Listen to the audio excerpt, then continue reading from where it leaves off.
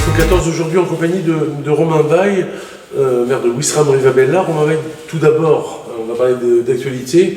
Et l'actualité la plus proche, c'est l'élection d'Emmanuel Macron ce week-end aux plus hautes sphères de l'État. Quel est votre sentiment sur ce nouveau président? Vous savez que je ne partage pas forcément l'avis de l'ensemble des Français sur ce sujet. Néanmoins, il a été élu démocratiquement, avec un soutien pour lequel il s'agissait de faire barrage au Front National.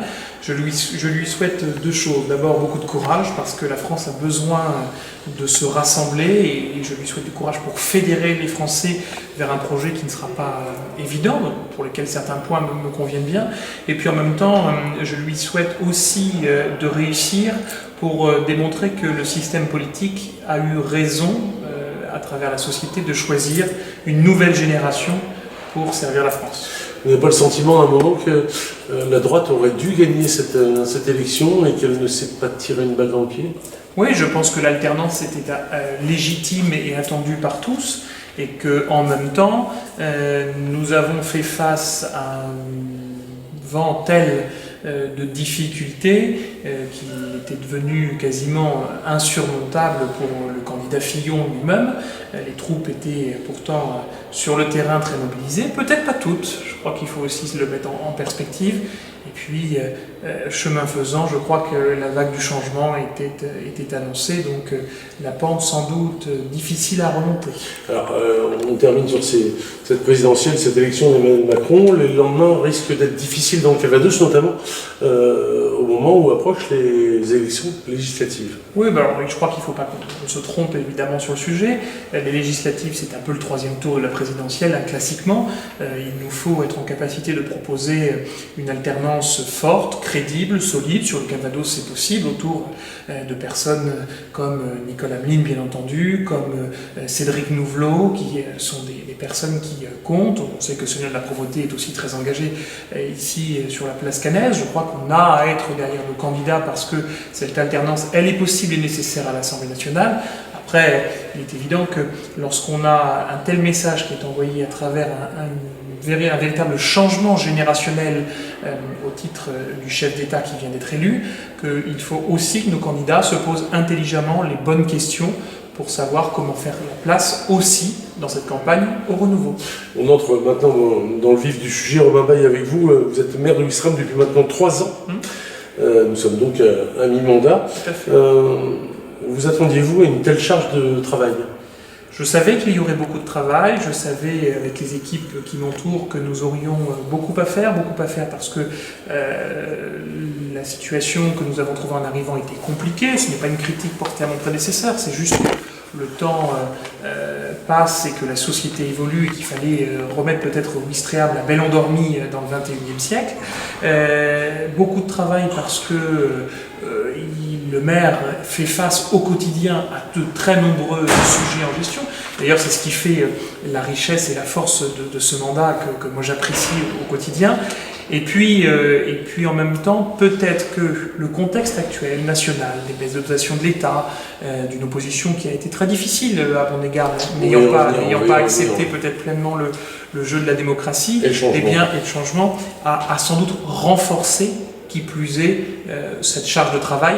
Mais je suis un mordu de travail, je travaille énormément, je travaille du lundi au dimanche, peut-être parfois trop aux grandes dames de mes proches, mais je ne sais pas faire autrement que par le travail. Donc globalement satisfait de ce bilan au bout de 3 ans? Alors, je pense qu'on peut dire que nous sommes satisfaits parce que nous nous sommes appropriés le dossier très rapidement avec l'équipe municipale.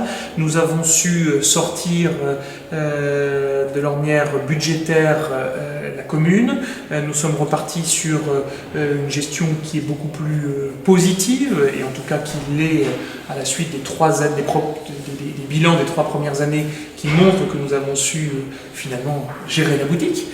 Et puis en même temps de pouvoir lancer maintenant un plan pluriannuel d'investissement avec de nombreux projets. Je crois qu'on peut être satisfait de ce qui a été fait. Pour autant, peut-être des choses qui auraient été faites différemment, avec un petit peu plus de prudence, avec un petit peu plus de sagesse, plus de distance, moins de précipitation. Mais ça, c'est à la fois l'apprentissage nécessaire, la jeunesse d'un maire qui découvre et l'inexpérience qui devient expérience. Bon, vous avez travaillé en amont, on l'imagine. Vous saviez d'ores et déjà, avant de vous présenter, qu'il y avait des choses à changer sur Ouistreham Rivabella? Oui, il y avait fondamentalement 3 points à changer assez fort. D'abord, il fallait donner à la ville de Ouistreham Rivabella une place plus forte au sein de la communauté urbaine, alors communauté d'agglomération devenue communauté urbaine, auprès de Caen, pour assumer pleinement ce rôle de ville moteur. Ce n'est pas simple parce que ce n'est pas là qu'un changement de gestion administrative au quotidien, c'est un changement d'esprit, des mœurs et de la vision que les Ouistrehamiens pouvaient avoir de Caen-la-Mer. Et Dieu seul sait si la ville a résisté pendant longtemps. Le deuxième élément qui évidemment était à changer pour conforter notre travail, c'était la gestion même des services, l'organisation des services. Il a fallu tout repenser. Oui, il n'y avait pas d'organigramme, il n'y avait pas de chef de service, il n'y avait pas de réunion régulière entre les services pour gérer les problèmes du quotidien. C'était un peu un quotidien qui se faisait bon an mal an, qui ronronnait, et là encore avec le respect que je porte aux équipes qui étaient en place, mais qui avaient besoin de rentrer dans des méthodes de management que l'on doit connaître dans une ville qui est aussi une entreprise à un moment donné. Quand vous avez 274 employés communaux, c'est une entreprise avec un budget. Cette entreprise, elle a vocation à servir le public, c'est un service public, mais pour autant c'est une entreprise. Et puis le troisième élément qui était extrêmement important aussi, c'est de faire prendre conscience à tous que nous pouvions repenser la vie quotidienne des associations, des services publics, des transports scolaires, bref, j'en passe, en peut-être se reposant tout simplement la question même de l'utilité du service et de son coût pour la collectivité. Je le dis souvent, parmi les choses sur lesquelles j'insiste en tant que maire, un maire est aussi un gestionnaire qui est responsable du denier public. Ça, c'est capital pour vous. Oui, c'est essentiel. Alors parfois on me fait des reproches, et je les entends, ces reproches sur les volontés qui sont les nôtres de dépenser pour pour tel projet, plutôt que pour la vie pourquoi celui-là plutôt qu'un autre. Mais tout ceci est extrêmement justifié parce que ce n'est que l'application de ce que l'on a dit aux Ouistrehamiens pendant le temps de campagne et qui nous ont fait confiance. Nous avons légitimement été élus pour accompagner la déclinaison de ce projet, et ce projet, il avait pour vocation à servir le développement touristique de la commune, parce que derrière ce sont des emplois. Il avait pour vocation à repenser l'organisation des services, la gestion du quotidien, et ça on a fait le job. Et 3, eh bien, il avait aussi pour vocation à répondre du grand projet de petits travaux, c'est toutes ces voiries, l'éclairage public qui a pris un petit peu plus de temps que prévu, qui aurait dû commencer l'année dernière avec le PPP, marché de partenariat que nous avions prévu, qui a été retoqué. Ça fait partie aussi finalement de l'expérience que l'on acquiert avec le temps. Mais maintenant, il va se dérouler, il va être mis en place là, dans les 3 années à venir. Et sur ces 3 volets-là, qui sont les 3 engagements près des Ouistrehamiens, nous n'avons pas menti et nous ne les trahissons pas parce que nous irons jusqu'au bout de ces sujets-là. Alors, Romain Baille, vous êtes un maire nouvelle génération, un maire de proximité. On sent que vous aimez aller au-devant de vos concitoyens. Justement, quelles sont les questions récurrentes, leurs demandes, quand vous les croisez dans les rues de Ouistreham? Alors, c'est assez étonnant. Il y a 2 types de demandes, moi je dirais. Il y a la demande classique de monsieur, madame, tout le monde, et ça je le comprends, et le maire est là pour ça. Un sujet, oui, sujet très précis, la poubelle qui n'a pas été ramassée à l'heure habituelle. Ça c'est leur quotidien en fait. Comme disent les gens, les crottes de chiens, donc voilà, les excréments animaux, c'est un sujet et dont il faut tenir compte parce que c'est un engagement de campagne aussi et c'est une préoccupation. Madame Michu, quand elle sort le matin pour aller chercher son pain à la boulangerie, qu'elle repasse par chez le boucher et que malheureusement elle a mis la main sur un problème du quotidien, eh bien, il faut qu'on apporte une réponse à ce quotidien, évidemment. Une réponse immédiate? Une réponse pas toujours immédiate, parce que parfois il y a d'autres problèmes qui se greffent à cela, mais derrière, on a aussi de plus en plus de questions qui correspondent à des préoccupations de communication.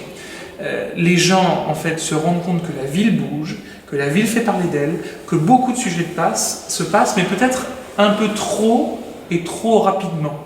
C'est un des problèmes que j'ai pu rencontrer, de déconnexion finalement entre ce que nous voulions faire et la manière dont c'était approprié par la population locale. Et ça, vous l'avez clairement ressenti. Voilà. Oui. Clairement ressenti, et on l'a dans les questions maintenant. Communiquez plus, dites-nous différemment, faites passer le message comme ceci. Alors, on a démultiplié, une forte présence sur les réseaux sociaux, mais vous ne touchez pas la même population que celle des magazines municipaux.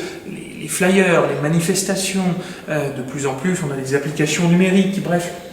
On essaye de répondre, ce qui d'ailleurs, en termes de gestion par les services de communication de la commune, nécessite une vraie application au quotidien, il faut l'avoir en conscience, mais on sent bien que cette préoccupation, elle est récurrente, et elle est donc plus récurrente dans une scission entre les connectés et les gens qui, parce que peut-être plus âgés, et pas habitués à cela, ou parce que, n'ayant pas les moyens, ne sont pas connectés. Cette rupture numérique, moi en tant que maire au quotidien, je la sens tous les jours.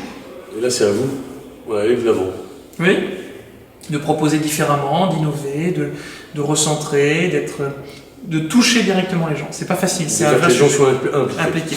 On parle de l'opposition municipale, Romain Bayle, si vous le voulez bien. Bien sûr. Elle est active, parfois vindicative, voire agressive. Vous allez me dire que c'est de bonne guerre, mais c'est très animé à Ouistreham.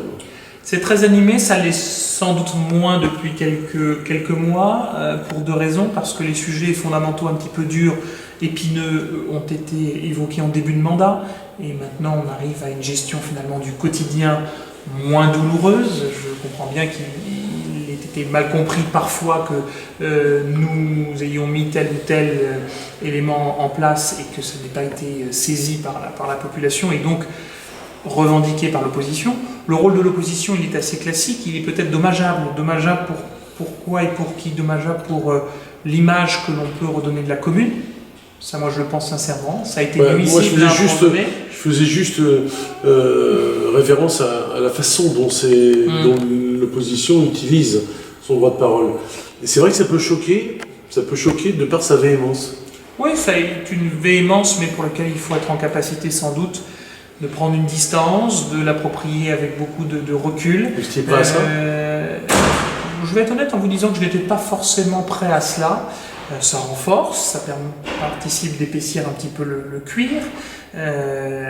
Et en même temps, je me dis qu'il me revient d'être au-dessus de ces guéguerres qui finalement sont à notre âge, et que avant tout, un peu comme le président de la République finalement à l'autre bout de la chaîne, le maire c'est celui aussi qui rassemble et qui sait fédérer. Bon, de quoi, Romain Bayle, êtes-vous le plus fier dans ce qui a été accompli depuis 3 ans? Alors je vais prendre deux éléments à deux niveaux différents très vite. Le premier, la promenade de la paix, la première tranche de la promenade de la paix, qui n'est qu'à son premier G et qui va se poursuivre. Le deuxième, c'est d'avoir fait en sorte que quand on est en situation difficile, parce que ça a été le cas pour certaines familles ouistrehamaises ces 3 dernières années, eh bien on soit en capacité de faire en sorte que dans la journée même, elles retrouvent un toit et que le soir même les enfants dorment dans un lit. Voilà. C'est des petits plaisirs du quotidien. Un mot sur le problème des parkings, qui a fait parler aussi. Bien sûr. Je n'ai pas forcément grand-chose à dire dessus, ça est en train de rentrer dans les habitudes. Nous avons eu un mois d'avril, comparativement au mois d'avril l'année dernière, qui a été l'année dernière un mois d'avril pluvieux et difficile, puisque nous venions de mettre en place ce système. C'est un système qui fonctionne, il y a eu 3 fois plus de rentrées cette année au mois d'avril que l'an passé. Il faut s'habituer aussi à cette considération qui consiste à dire que vous allez partout sur les plages de France et de plus en plus ce système existe. Ce n'est pas que Ouistreham. Alors oui, Ouistreham, il y avait un effet symbolique, il y avait un aspect fort en proximité caennaise, il y avait une opposition en plus particulièrement remontée sur le sujet. Et puis, à un moment donné, c'était aussi une réponse indirecte, j'ai envie de dire pour partie, pas complètement. On a peut-être un peu étendu le terrain, mais une réponse pour partie à des difficultés, notamment la période estivale, juin-septembre, rencontrées par des riverains qui avaient des difficultés à pratiquer le stationnement. Eh bien, à un moment donné, certes, ça ne convient pas à tout le monde, mais je réponds aussi, pour partie avec cela, à la réalité de vie qui nous avait été mise en avant au moment des élections municipales. Quels seront les grands axes, les grands projets de la seconde partie de votre mandat? Alors, le plan pluriannuel d'investissement, c'est orienté. On va être évidemment sur les mêmes engagements que ceux de la campagne. Je peux vous dire que c'est en marche. C'est en marche, mais parfois on va même plus vite, on court pour certains sujets, parce qu'il ne reste plus que 3 ans, j'ai envie de dire, et que j'escompte bien proposer un bilan réussi et abouti des grandes lignes que nous avions proposées il y a maintenant 3 ans, qui consiste essentiellement à continuer de favoriser le rayonnement et l'attractivité de la commune, parce que derrière, c'est évidemment une vie locale, un développement économique, donc de l'emploi, qui doit être une des premières préoccupations de l'élu local. Donc c'est la promenade de la paix qui se poursuit, c'est l'implantation de 2 hôtels nouveaux dans la commune. L'un, ça y est, commence, les travaux ont commencé, l'autre va sans doute arriver très très prochainement. C'est la rénovation complète du camping, sans ça coûte 1 centime au Ouistreham, contre une délégation de service public avec 3,2 millions d'euros qui ont été insufflés. Et puis c'est aussi le projet dans un deuxième temps, parce qu'il faut regarder cela évidemment sur une dizaine d'années pour son développement, c'est dans un deuxième temps le doublement du port de plaisance, tout en respectant la pointe du siège qui est essentielle. Ça, c'est la partie rayonnement. Ensuite, il y a la partie bien vivre, bien-être au quotidien pour les Ouistrehamiens. Alors dans ce cadre-là, de tous les jours. Oui, mais qui est essentiel, c'est l'agrandissement de la crèche, qui est attendu de beaucoup de Ouistrehamiens. C'est évidemment le pôle santé sur lequel on travaille avec les professionnels de santé, de manière à ce que cela ne coûte pas à la commune, mais que l'on accompagne les professionnels de santé intelligemment pour anticiper l'avenir, parce que la plupart des professionnels de santé sont en âge de prendre leur retraite, et je dois donc en tant que maire, parce que nous ne rentrons pas dans le cadre de l'ARS et des schémas de développement des pôles de santé ou des maisons médicales, de pouvoir l'anticiper à titre privé sans que ça coûte. C'est aussi la continuité d'un certain nombre de projets comme la maison des associations sous le centre socioculturel, donc ça y est, les choses ont bien avancé. C'est la rénovation de notre patrimoine avec l'église, l'échafaudage sera installé au mois de septembre devant l'église pour commencer à rénover une église qui n'a pas été rénovée et très abîmée depuis 1959. Donc on est sur cet aspect-là avec d'autres sujets derrière, notamment je pense aussi à un sujet relativement important qui est le développement d'une plateforme sportive en front de mer soutenu par Chabal, donc on est sur un projet d'envergure nationale. Et puis il y a un dernier élément qu'on a évoqué tout à l'heure, c'est celui finalement de tout le quotidien, que les Ouistrehamiens avaient un petit peu pointé du doigt, avec l'éclairage public qui va être entièrement remplacé. Ça y est, on a bloqué 1,5 million pour les 3 ans à venir, on remplace les 2000 lampadaires de la ville, les 52 armoires électriques en LED, et on rentre aussi dans le 21e siècle et dans l'économie parallèlement. C'est les 40 et quelques points de voirie, dont l'avenue de la Mer, qui vont être pris à travers le droit de tirage de la ville de Ouistreham dans la communauté urbaine. On l'a garanti, on l'a figé, et l'appel d'offres est en train d'être lancé, donc c'est plutôt une bonne nouvelle. Alors ça va peut-être conduire à ce qu'il y ait quand même quelques travaux dans les mois à venir, ce qui me pousse parallèlement aussi à ouvrir de nouveaux terrains à l'urbanisation pour que de nouveaux logements soient implantés. 300 sont en cours de construction, 300 nouveaux arrivent. 600 nouveaux logements, c'est ce qui permet à Ouistreham tout juste de maintenir sa population, sans que ce soit excessif pour ne pas casser finalement un environnement qui est très équilibré à Ouistreham. Le dernier point, c'est un point de développement durable, c'est la préservation des dunes, c'est la préservation aussi de cette attractivité d'une ville qui, par des pistes cyclables nombreuses, continue de développer, et on va aller jusqu'au bout de la piste cyclable avec Saint-Thomas-d'Arquenay. C'est un sujet promis par d'autres depuis 20 ans, nous on est en train de le réaliser parce que c'est en train de se faire. Alors vous n'aurez pas assez, Romain Weil, d'un mandat pour mener tout ça à bien, d'où ma question qui est naturelle. Serez-vous candidat à votre succession dans 3 ans? J'ai toujours été clair sur le sujet dès le début de la campagne pour ce premier mandat, disant que je n'étais pas favorable au cumul des mandats dans le temps, mais que pour faire convenablement un travail, un maire doit au moins se consacrer à 2 mandats pleinement sur ces sujets. Alors quel est l'état actuel de votre esprit, confiant, inquiet, volontaire, déterminé? Vous allez me dire un peu de tout ça, mon capitaine? Alors sans doute tout ça à la fois, déterminé parce que lorsque l'on s'engage sur un projet, et je ne suis pas quelqu'un qui fait les choses à moitié, eh bien je donnerai toute l'énergie pour aller jusqu'au bout. Confiant parce que j'ai envie de croire qu'on a des richesses, des pépites, et que peut-être le président de la République nouveau va aussi conduire à un nouvel élan dans le pays. J'ai envie d'y croire un petit peu, ou en tout cas de lui laisser classiquement ce qu'on appelle les 100 jours pour voir venir.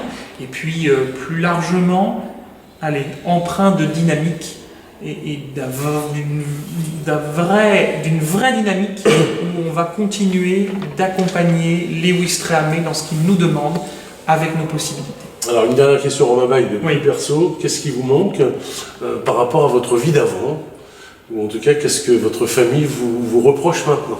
Alors ma famille me reproche clairement de ne pas les voir suffisamment, j'essaye de consacrer un peu plus de temps. Vous faites des efforts? Je fais un peu d'efforts aussi, parce que c'est important au quotidien, mais mon épouse le sait, je suis quelqu'un qui vit par l'engagement politique, sans doute moins même que ce que je voudrais faire. Et c'est quelque chose qui m'anime au quotidien. Donc elle s'en sort bien. Passion. Donc je n'oserais pas dire ça, parce que heureusement qu'elle est à mes côtés, qu'elle comprend et qu'elle m'accompagne sur bien des sujets, alors que c'est un sujet qu'elle n'a pas choisi. En revanche, ce qui peut peut-être me manquer, le contact avec mes élèves. C'est ça qui vous manque? Oui, parce que transmettre quelque chose, c'est sans doute l'un des plus beaux métiers du monde. Et vous avez le moyen de le faire au niveau de votre municipalité? Alors on le fait parfois. Ce que vous vous employez à faire? On l'emploie parfois à le faire en municipalité ou au conseil municipal. Vous n'avez pas le même auditoire. Mais on est peut-être de temps en temps rappelé à l'ordre en disant que ce ne sont pas des élèves qu'on a devant soi. Merci pour cet entretien, Romain Bac. Merci.